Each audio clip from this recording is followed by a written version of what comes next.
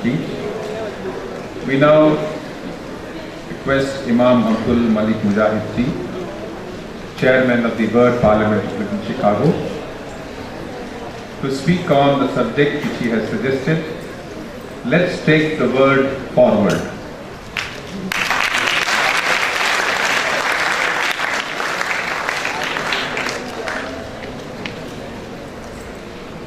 Assalamu alaikum. Peace be with you. Alhamdulillah. Bismillah ar-Rahman ar-Rahim. You know, recently I read an article that young people are leaving Facebook.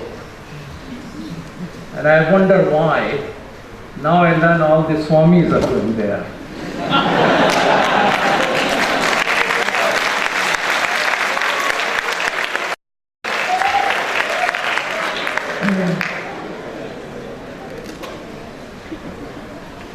You know, normally when I speak to you, good number of them on this stage, and I find myself quite uncomfortable.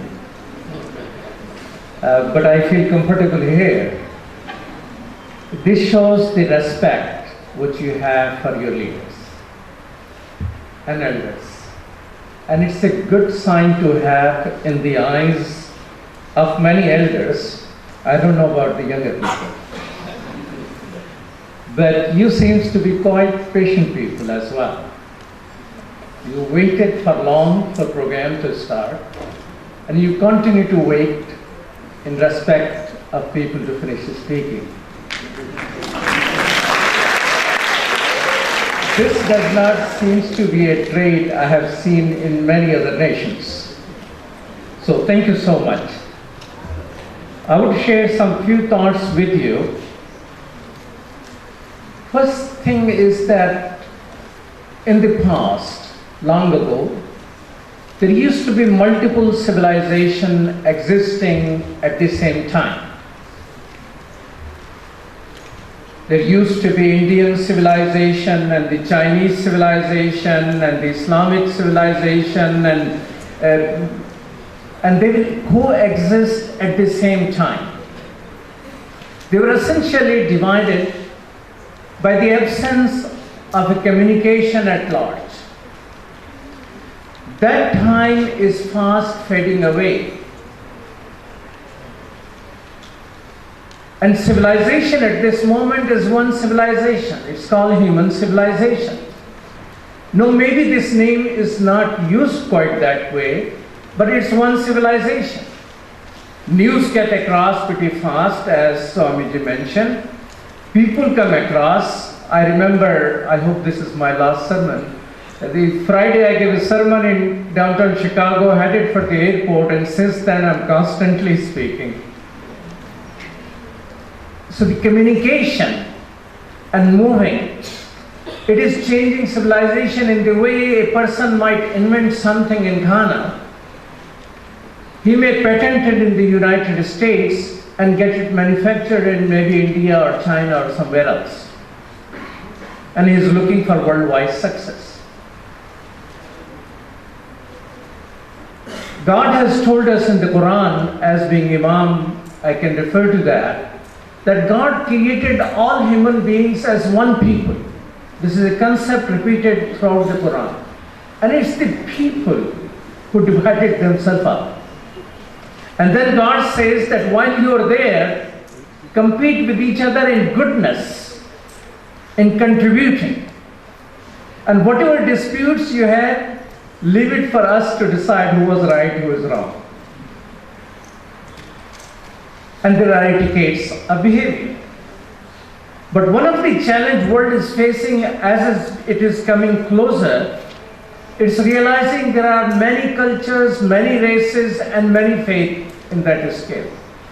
And there used to be an old concept, and that concept was born in Europe when the sun spotlight was pretty hot there, and markets started growing, and people have this farming and this wool, and they will trade, and they will start making their small estates, and pretty soon they started fighting over territory. For 300 years they fought.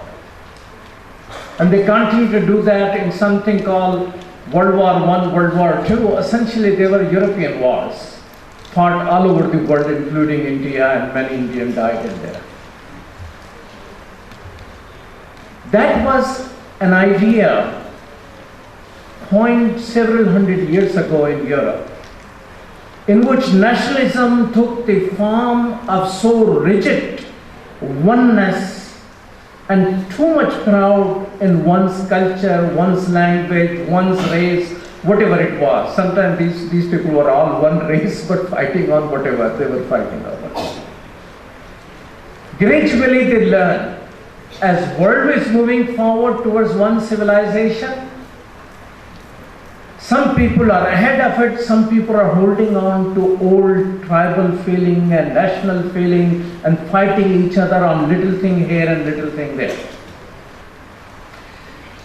So when I request, some lady came very nicely, asked me, what's your topic? And I am very thankful to her if she is still around, because she gave me a moment to think. And that moment I came up with this idea, let's take the world forward. You say, what am I going to take the world forward? Well, it is the you, and only you, who are capable of taking it forward.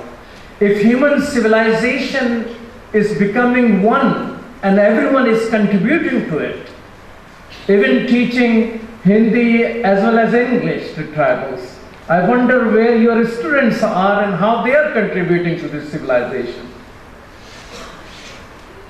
One of the things people are discovering in the world where changes are happening in the global village, that diversity and how do we deal with it. Some people are fearful of diversity. They are worried about the loss and future. They are worried of the future. They are fearful and they are thinking they might lose. America today, all children, majority of children under 5-year-old, majority of children under 5-year-old are children of color. And one thing you know, children know how to do well is they grow up. So American census projects that in 1943 or maybe earlier, minorities in America are going to be majority. So whatever is happening at the civilizational level, at human level, at larger scale in the global village is happening right there in America. Result are two reactions. One reaction which you saw in the shape of the President Obama, that a black person is the president of our country. The other type of fear is that the same black person received 300% more death threat than President Bush did. And 21 million people last year and a year before, every year more people are buying guns. So one response to diversity is fear. Other response to diversity, which is winning at this moment in America, accept the diversity. Diversity is going to be as American as apple pie, I tell them.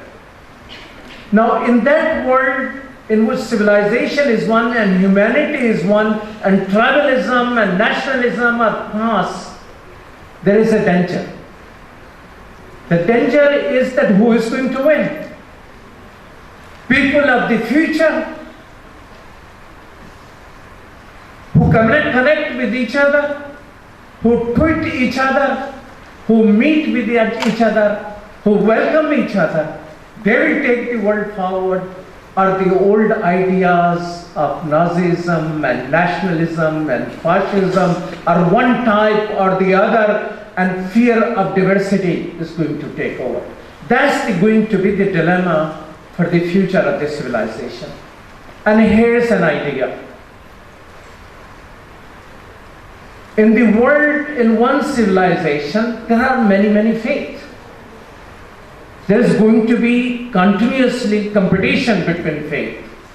And yesterday, while here, I was noticing When I talk about faith in America, I mention Muslims first. Being a Muslim, it didn't occur to me. I only noticed when a Jaina mentioned she is a Jaina and talking about that, people say, oh, she mentioned Jaina first. And then I saw Ramakrishna people mentioning something first. That's all right. That's natural. That's acceptable.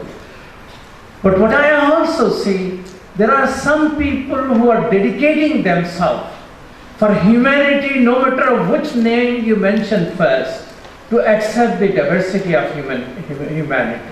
And that's the people of faith. And that's where the interfaith have become coin of the world. Interfaith is becoming hot. Everyone is interested in interfaith. Everyone wants to adopt the vocabulary of interfaith. Even those people who bomb Iraq for last 20 years, they're using the vocabulary of interfaith and asking American people of different faith and interfaith to go and preach peace and diversity. And I tell them, I will not go until you stop bombing people, because bombing destroys all the diversity which people of faith trying to celebrate. So interfaith is an instrument to take the world forward. And that's what we do in America. Interfaith organizations are flourishing. A survey was done by Harvard by a dear friend of mine, and she says that in some cities of 5 million population, we have 120 plus interfaith organizations. And interfaith is not just about the theory that you talk about your faith. Interfaith is practical. Interfaith are the people who stand up for the civil rights of all people. When a temple is attacked, or a gurdwara is attacked, or a mosque is attacked, or just like last month when 10 black churches were burned down, who stands up? Is the people of faith, hand in hand with each other, love in the heart, and openness to embrace the diversity of America and the world. They come forward. A girl in Chicago area, her name is Fatima Wright. She is a Muslim, and she sent me an email that she's raising money to rebuild the black churches. I said that was a neat idea. So I said, how much she raised? She raised $30,000.